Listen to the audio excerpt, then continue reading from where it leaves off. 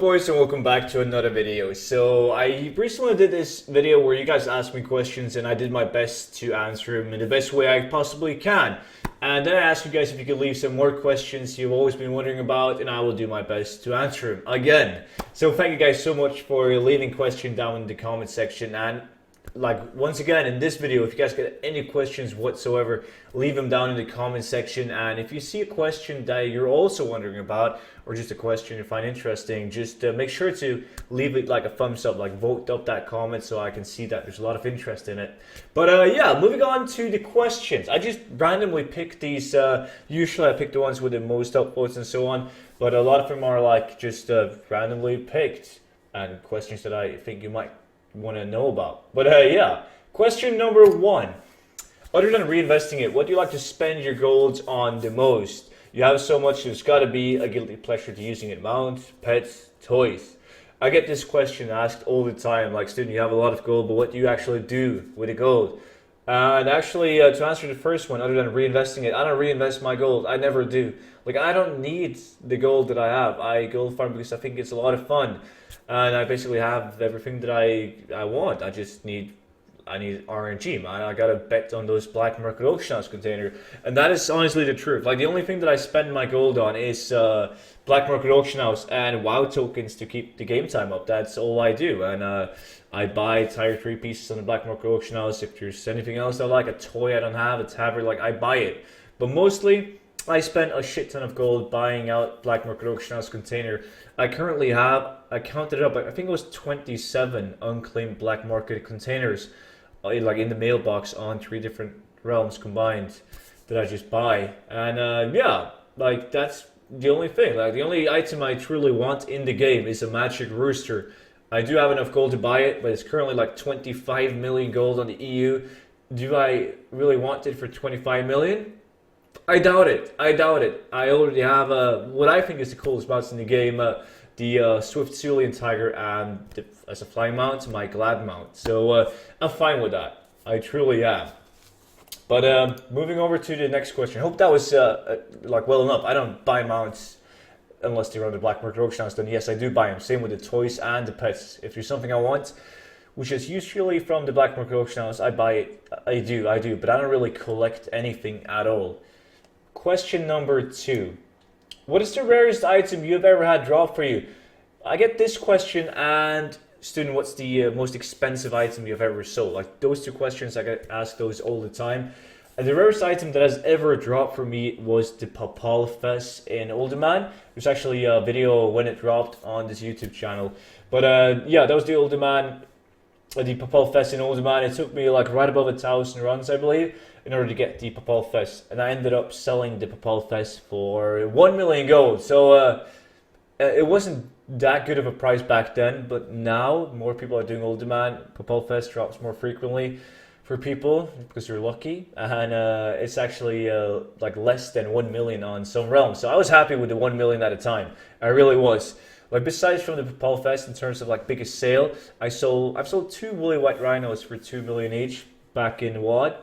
And before that, I got this double-sided coin. I believe the item is called double-sided coin back in WoD, like a world drop epic. Yeah, I believe it was best in slot back then, and I sold it for, I think it was like 700,000 gold, so almost gold cap in WoD, to a guy in trade chat.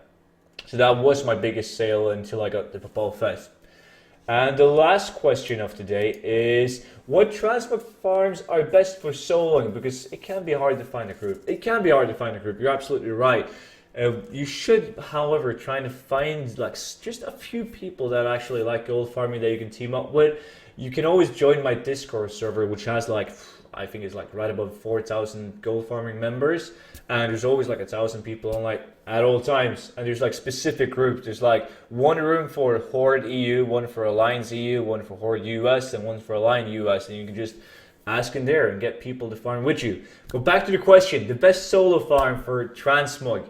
You gotta do dungeons. Like, there's no point in doing open world farms unless you're going for like a one mob specific, like a rare mob that can drop one specific transmog item.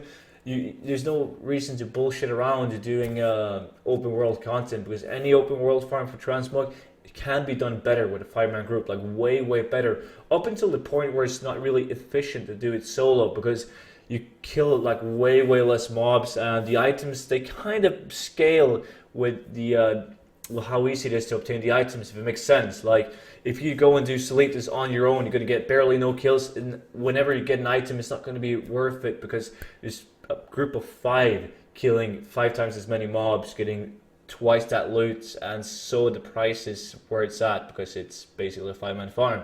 I'm not sure if that made sense, but you want to do dungeons regardless. And then the question is, how steady is your auction house already? Because you want to do different farms depending on the state of your auction house. So if you're new to gold making and you just want to fill up the auction house, that's what you should do. You should fill it up. Because the hard part is not farming transmog, it's selling the transmog. So the key to being successful in transmog market is to have like a big variety on the auction house at all times. So get your ass into RFK, BRD, and Sulfuric. That's like the 3 dungeons that I normally do when I want to fill up the auction house, because they have like a really big loot table, a lot of mobs, so you will get a lot of transmog items. And if you already have a stable auction house with like, depends on the realm size you're on. I mean, if you're on a high pub, 700 auctions might be enough, 500 might be enough, but if you're in a low pub, you might need to get like over 1,000 auctions. But if you think you have a steady auction house, you can go and try out the big drops, right? Like you can try and go for Ulduman. You can go and try RFD, like dungeons that doesn't have the best loot table, but they have like some really rare and really expensive items. So I do basically every single dungeon because I like to have a big variety in every dungeon. Almost every dungeon has a specific zone drop loot table. It can drop, like Ulduman can drop the Papal Fess, and you have RFD that can drop the Bone Slasher, for instance. There's specific zone items. But as a starter, do RFK, BRD, and Sulfuric. It's really good. Sulfuric can be easily beaten by Solitas because they drop Jade, Glorious, and Bloodlust and Vanguard, which is really popular. The prices are going to shit, but Sulfuric is still good to fill up the auction house. Doesn't matter if a 5k item can only sell for 1k, because if you get enough of them, it's going to give you a lot of gold. So that's my question. Like, if you're going to do Transmog Farm solo, which I do for most of the time, just go and do dungeons. Like, don't give a shit if you're not making that much gold on the transmog item to start off with, because you will get lucky. You will get lucky eventually. So just keep on doing dungeons, but start with BRD, especially BRD is really good to fill up the auction house. It's insane. And yeah, that was it for today's question. So as I said, if you guys have any more questions, leave them down in the comment section. And if you enjoy these kind of videos, make sure to leave that thumbs up, and I will see you all in the next one. Bye bye.